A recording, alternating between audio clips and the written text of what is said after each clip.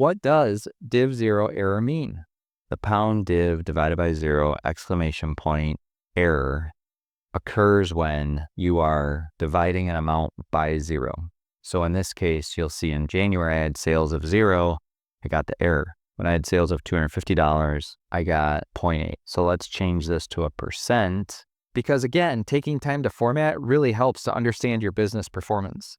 I'm going to go to 1 decimal place, and you'll see here that when I have sales of 750 and expenses of 600, $150 of net income, I have a 20% net income percent. Now let's go to $900 in sales.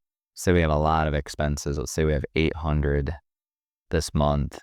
And you'll see that I have 11.1% net income to sales. So now you see that I do not have the error when there are sales, but I have the error when sales are 0.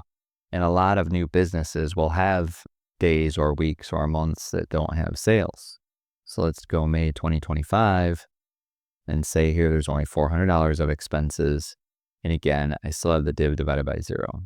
So how do I get rid of the div 0 error? What you need to do is add a formula to recognize that there's a problem and then provide a result in replace of the div error. So now what we want to do with this formula is add the if error statement, comma, sales are 0, or any words to communicate the denominator is 0. So now we know that the sales are 0 and it will return an error.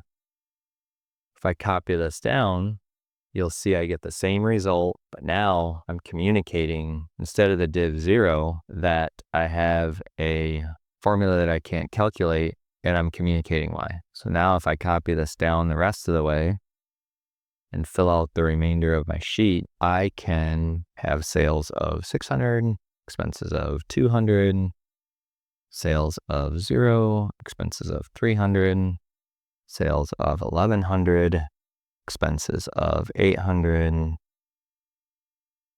sales of 400, expenses of 275, and then let's do sales of 300, 0, 250, and expenses of 400, 300, and 100.